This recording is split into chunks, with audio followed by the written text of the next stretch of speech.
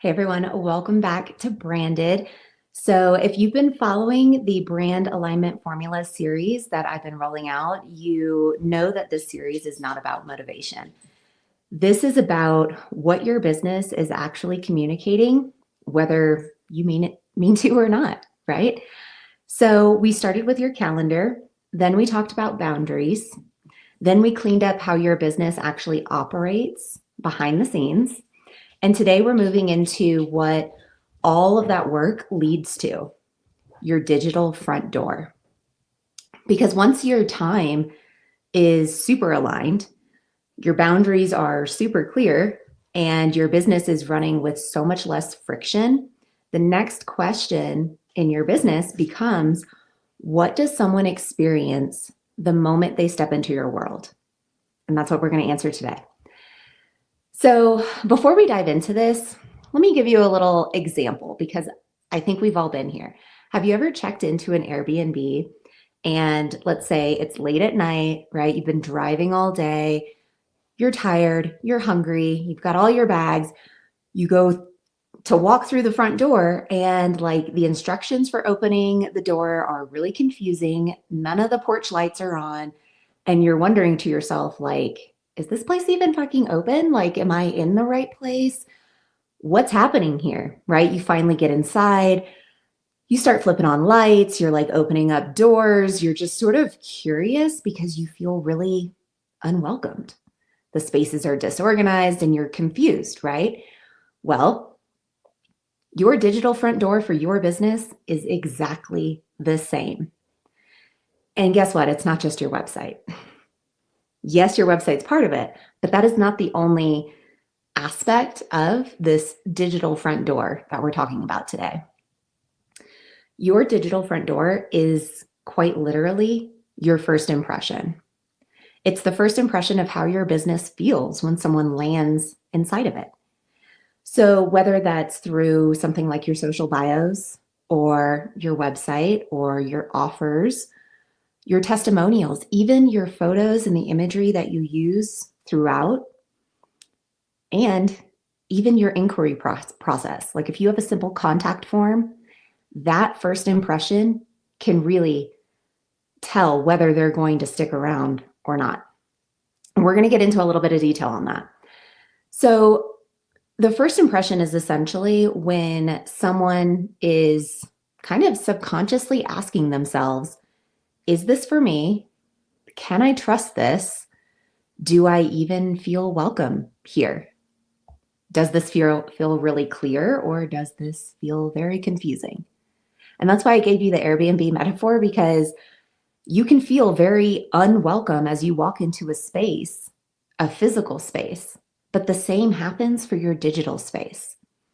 So, just like the example, if the lights are off, the windows are dirty, and there's no clear sign that anybody's home, do you think people are going to stick around long? Probably not. If your digital front door is giving like nobody's home vibes, that's what we're talking about today. That's the fix, that's the adjustment moving into the new year that is going to make the difference for your business. So, in this era that we live in of very short attention spans and immediate gratification, by the time someone lands on your website or your social bios, they're not casually browsing. They're just not. That's not how people consume digital information these days. They're already tired. They're already overwhelmed. They're already filtering information so fast. So your digital front door, it doesn't need to impress them. It simply needs to say, hey, you're in the right place.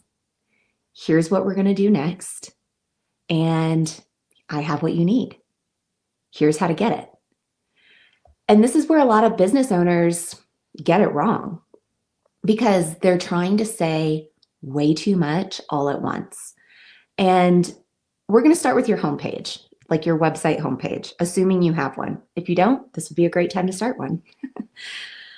Your homepage is not the place for you to be telling your life story or to write a manifesto. All right. As much as you might want to be like, Let me spill my guts so people know who I am.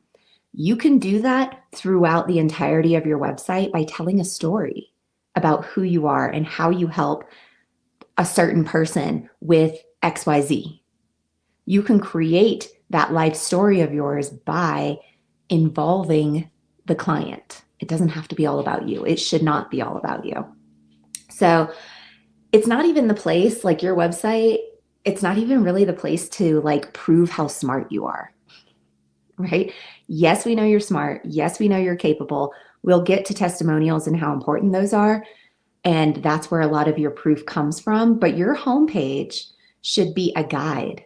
It should be a guide that basically has the answers to the questions they haven't even asked yet, because you know why they're there. It's like, have you ever walked into your favorite restaurant, right? And the hostess knows exactly where to take you. She knows your favorite table. She even knows your drink. So like as soon as you sit down, she tells the server, hey, I sat Sarah in your section. She drinks whatever, a dirty martini. Sometimes, yes. That's what your homepage should really be. It should be this place where it's like someone arrives and they're immediately sort of guided down this path that they didn't really know that they were there for, but it feels so right. If someone has to work to understand something like who you help, what you actually offer, and what they can do next in order to be part of it, they won't. They'll just leave. They'll be like, peace, I'm out. I'm bouncing. This is taking too much time. I'm confused. I don't know what I'm doing. We don't want that. The clarity that is instilled into your website does not make it boring. It makes it really respectful of your time and of theirs, right? So that way they can land on your site and within seconds, they know they're in the right place. They're being guided to the next step. You've already answered a question that they subconsciously had that they weren't even sure they really wanted to ask. Like, that's what the homepage of your website should be doing for you. So that's your homepage. That's one aspect of the digital front door. Another aspect is your offer suite. So let's talk about that for a minute. Imagine you're walking like down a hallway and there's 12 doors down this hallway. Not a single door has a sign on it. So you don't know what's in these doors. It's like The Shining or something. You're just walking down this hallway and you're like, oh my gosh, all of these options, all of these doors. None of them have a sign on them. So like, what do? You probably, if you're brave enough, you're opening a couple doors like, let me take a peek in here. Is this door unlocked? Let me see what's inside. But after a couple attempts where maybe like you don't see something that really sparks your interest, you're out. You're leaving. You're like, okay, I don't need to open the next 8 doors. I'm good. I didn't see anything I liked. I'm out of here. I'm going to go somewhere else. Your offers are exactly the same. Too many offers, too many options, too much explaining. All this does is confuse and fatigue people, period. When everything that you can do is highlighted, nothing stands out. Your job isn't to show everything you can do. It's to guide people to make like a decision that makes the most sense for them right now. So yes, you might have multiple offers, but if that is the case, you've got to have a way to filter that information through to people. You can't just be like, boom, here's a one sheet of everything I do. That's confusing. People are going to be like, no, thanks. That's too much information. I'm not opening all those doors. A clear offer is saying, here you go. Here's the next step. Not, hey, go figure it out for yourself. All right, so we talked about your homepage. We talked about your offers. Both are very important aspects of your digital front door. Next, we're going to talk about testimonials. These are really powerful as well. This part of your digital front door is really important because testimonials, obviously they're proof, obviously. But more importantly, they're a mirror for the person that's viewing, that's, absorbing the information, to see themselves in. Most business owners treat Testimonials like a receipt. They did the work. Here, give me a receipt. Give me this testimonial for doing this work. I gave you a result. Give me the testimonial. There's nothing wrong with that. You should be asking for testimonials, right? You should be asking for receipts from your clients after you perform or sell or whatever it is. But a really good testimonial, it's not going to just be like, oh, she's amazing. A really good testimonial is going to help someone think, wow, this sounds like me. Like this person who already has this result working with this person sounds exactly like me. This is what I want. This is the result that I've been thinking of for my business. So if your testimonials are only talking about results and not about the experience, the trust, the clarity, the relief, the support, they're not really doing their job. People want to know how it feels to work with you, not just what happened after someone worked with you, right? That's only part of the story. So testimonials are 100% part of that digital front door, and they have so much power to be translating and becoming that mirror for someone who is looking to book, buy, whatever from you. Next, I want to talk about imagery, and this is going to be like photos of yourself, but also the imagery and the videos that you might use in your social media, on your website, etc. Your photographs and images, they set the tone, the emotional tone, mind you, for your digital front door. Your photos are doing so much more work than you think. Like, that's one of the reasons that sometimes whenever I don't have an incredibly clear direction from a client, it does take me longer because guess what? I'm sitting there and I'm going through, like, if they don't give me any photos of themselves, what am I left to do? I have to use stock photos that I have to find somewhere, right? I have to go to some website or I have to go to Canva or I have to find this imagery or create it myself.